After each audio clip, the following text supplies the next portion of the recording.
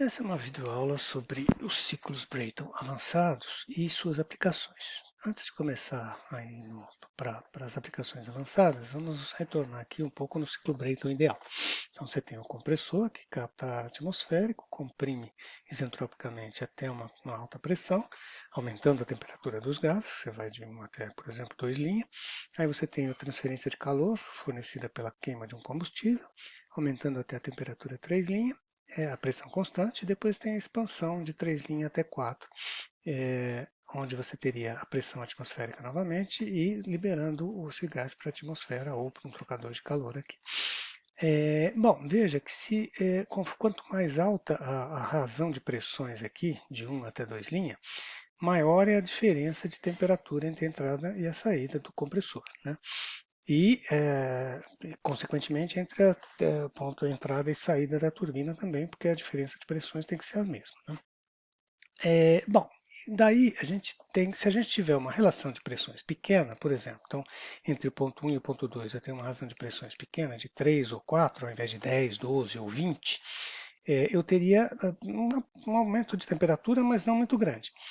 E aí eu teria uma grande transferência de calor até chegar a uma temperatura máxima aqui de 1100, 1200 graus Celsius, e a expansão na turbina teria que ter a mesma razão de pressões, né? 3 ou 4 aqui que foi aconteceu, eu tenho que ter a mesma razão de pressão na saída. O que me levaria a uma temperatura do ponto 4 que está bem acima da temperatura do ponto 2, que é acima da temperatura na saída do compressor. Então, o que eu poderia fazer? Pegar esse gás que está quente aqui e colocar ele para aquecer o gás que saiu do compressor, o ar que saiu do compressor comprimido a uma temperatura que está mais baixa. Então eu faço uma troca de calor, isso chama-se regeneração, e aumentando a temperatura, né, até uma temperatura, teoricamente ele poderia chegar até a temperatura de 4 aqui, H4, já que o M ponto aqui seria teoricamente igual ao M ponto desse lado, né? Se o CP for igual, então os ΔT seriam iguais também. Mas na prática você nunca consegue, né? Quer dizer, você conseguiria chegar até uma temperatura Tx, quanto maior a área de troca, mais próximo esse X estaria de 4, mas nunca eu consigo chegar lá. Então, isso se chama regeneração. Por que isso é bom? Porque, veja, que se eu não tivesse a regeneração, eu precisaria queimar um combustível para aumentar a temperatura do ponto 2 até o ponto 3. Agora, eu preciso só queimar o combustível para subir da temperatura de X até 3, porque essa parte aqui desse aumento de temperatura foi obtido com a redução de temperatura desse gás de 4 até Y aqui. Então, esse M ponto de gás vezes esse ΔH é igual a esse M ponto aqui, que é o mesmo, vezes esse ΔH aqui. Como ele não é ideal, né, quer dizer, o ideal seria esses ΔH de 4, eu poderia chegar até 2, né, a temperatura de 4 até 2, baixaria aqui, e de 2 aumentaria até 4. Então, o que a gente chama de eficiência ou efetividade desse trocador, desse regenerador, é a relação entre a troca efetiva, o aumento efetivo de entalpia entre 2 e x, dividido pelo máximo aumento de entalpia possível, que seria entre 4 e 2. Né? Isso tem a ver com a área de troca do trocador. Então, quanto aumentar a área de troca, aí eu aumento a perda de carga, enfim, tem soluções de compromisso associadas. Mas isso é basicamente a regeneração. Serve para quê? Para reduzir o calor fornecido no gerador, obtendo a mesma potência na turbina. Então, você aumenta a eficiência. Bom, uma outra coisa que é possível ser feita é o resfriamento intermediário no processo de compressão. Quando eu tenho altas razões de pressão, então aqui seria uma isentrópica, uma politrópica entre 1 e P1 e P2. Né?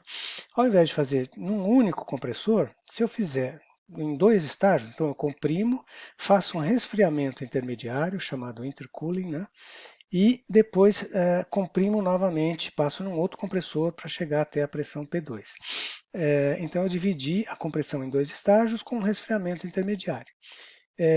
Por que eu faço isso? Porque o trabalho de compressão é dado por menos VDP, integral de menos VDP, né, que seria a área entre aqui P1, P2, C e 1, né, essa área toda aqui. À medida que eu reduzi esta área aqui, porque eu troquei calor, então eu reduzi o trabalho de compressão nessa área em roxo aqui. Veja que se eu tivesse uma compressão isotérmica entre P1 e P2, eu iria por essa linha aqui, né? que seria menor, o trabalho seria bem menor do que se fosse uma compressão isentrópica. Só que é muito difícil conseguir uma compressão isotérmica, porque eu deveria ter um tempo infinito, né? Quer dizer, eu preciso comprimir e trocar calor, né? Para que não aumentasse a temperatura. Então, na prática, o que você faz é dividir em 2 ou no máximo 3 estágios, fazendo resfriamentos intermediários. Da mesma forma, se eu, ao contrário, né, na expansão, se eu fizer uma expansão, depois até um certo ponto, depois aquecer de novo o gás e aí comprimir, expandir de novo numa segunda na turbina, que seria equivalente ao reaquecimento de um ciclo um ciclo Rankine, eu teria então, por exemplo, aqui um processo de compressão, onde eu faço a compressão, depois resfrio. Comprimo, resfrio, comprimo, resfrio, com vários estágios aqui. Depois eu faço a transferência de calor, né, com a pressão constante. E aí eu tenho uma expansão, um reaquecimento. Expansão com reaquecimento. Expansão com reaquecimento. Então, se eu fizesse um grande número de estágios aqui, eu teria, no limite, um processo de compressão isotérmico e aqui um processo de expansão isotérmico. Na prática, a gente não vai fazer isso, né? Mas o que seria, não seria mais um ciclo Brayton, mas seria um chamado ciclo Ericsson, né? Que seria processos de compressão isotérmico e expansão isotérmicos associados a trocas de calor a pressão constante.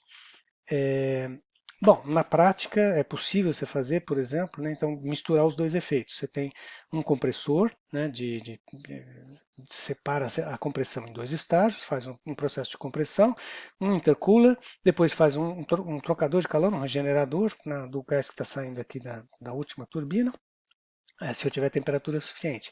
Então isso seria o quê? Eu estou aqui no estágio 1, comprimo, tá certo? Venho aqui, faço uma compressão, resfrio a pressão constante, faço um intercooling, depois comprimo de novo até o ponto 4. Aí eu faço o aquecimento, sendo que como a temperatura T9 aqui está mais alta do que a T4, porque eu já resfriei no meio, então eu posso fazer uma regeneração.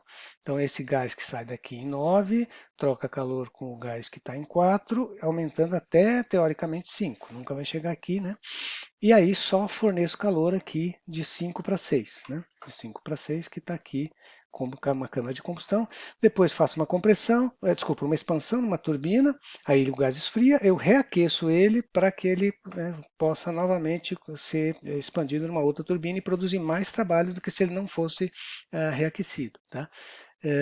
Bom, esse daqui seria um ciclo mais complexo, mais avançado, que teria, portanto, né, 2 estágios de compressão, um regenerador e 2 estágios de expansão. O objetivo disso seria para gerar o máximo de potência possível e gerar com o máximo de eficiência possível. Tá? Bom, quais são as outras aplicações? Existem aplicações de turbina a gás, usando o ciclo Brayton, para propulsão de aeronaves, onde o objetivo não é produzir potência elétrica. Tá? Então veja aqui que eu tenho um compressor ligado pelo eixo a uma turbina, e o objetivo dele é só essa turbina aqui só gera potência para alimentar o compressor, né, e aumentar a pressão desse gás aqui. Aí eu tenho o combustor, que queima querosene de aviação, e aí tem a expansão dos gases. Veja que o que acontece aqui é que existe um outro efeito que é utilizado, que é um difusor. Então eu venho com o ar a velocidade alta aqui, ou seja, a turbina está encontrando o ar, né, com uma velocidade relativa alta, aí eu tenho um aumento de área nessa parte aqui que faz uma redução de velocidade. Ao fazer a redução de velocidade, aumenta-se a pressão. Então, esse aumento de pressão aqui é feito só em função do difusor do aumento de área aqui. Aí eu tenho o aumento de pressão em função dado pelo compressor aqui, um compressor com vários estágios, né, radial. Aí eu tenho fornecimento de calor pela câmara de combustão, aumentando a temperatura até a temperatura 3. Aí eu tenho o estágio de expansão, né? Então esse trabalho produzido aqui de 3 até 4 tem que ser suficiente para comprimir apenas, para dar energia para o compressor comprimir de 1 a 2, né? Que é esse eixo que fornece essa potência. Né? E aí depois eu tenho um bocal que aumenta, acelera a velocidade dos gases produzidos aqui, de tal forma a reduzir a pressão até a pressão atmosférica. Então, o objetivo é aumentar a velocidade. Por quê? Porque o objetivo da turbina de propulsão é aumentar a quantidade de movimento, né? Então, eu tenho m ponto vezes velocidade na entrada, que o mesmo m ponto, ou às vezes um pouquinho maior, porque eu queimei combustível, vezes uma velocidade muito maior na saída. Essa variação de quantidade de movimento entre a saída e a entrada gera uma força para frente, que é a propulsão do jato, né? Esse que está aqui. Bom, a gente viu já esse desenho na videoaula passada, que é um compressor centrífugo aqui nesse sentido, né? Eu tenho um monte, radial, desculpe, tem vários estágios aqui de compressão. Depois a câmara de combustão e a turbina aqui, e esses dois estariam ligados por esse eixo, né? E finalmente o bocal aqui de exaustão. Isso aqui eu vou mostrar só algumas fotos que eu tirei num museu aeronáutico na Suécia, né? Na planta da Saab.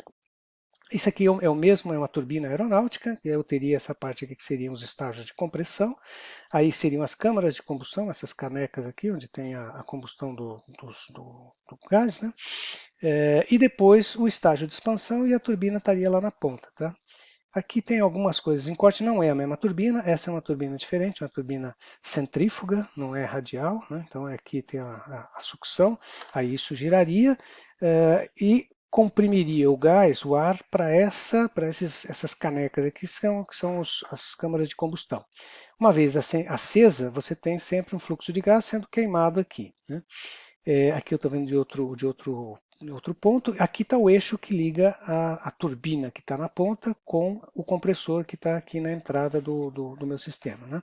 E as câmaras de combustão. Está em corte, então dá para ver quando você tem o aumento da temperatura aqui, a pressão constante.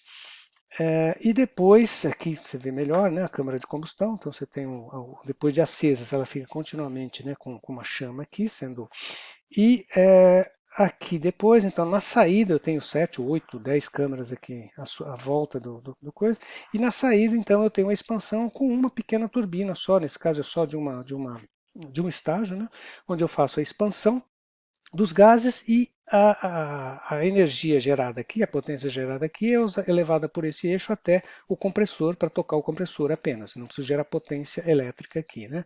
E finalmente, o último estágio, que eu estaria com a expansão, a turbina nesse lado, e aqui seria então o bocal, que apesar de nesse caso aqui eu estar aumentando a área de seção transversal, né?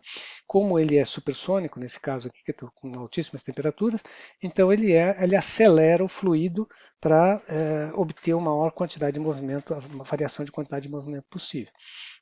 Então, essa é uma das aplicações, né, de ciclos Brayton, mas a maioria dos que é em termos aeronáuticos, para propulsão, onde não preciso gerar potência, mas é possível você também adaptar essas turbinas chama-se aeroderivativas, que são colocando mais estágios de expansão aqui e tocando um gerador elétrico também. Bom, essa é uma aula basicamente para ter noção do que é o uso desses ciclos Brayton, né, de potência, tanto para produção de potência como para produção de propulsão em aeronaves. Tá?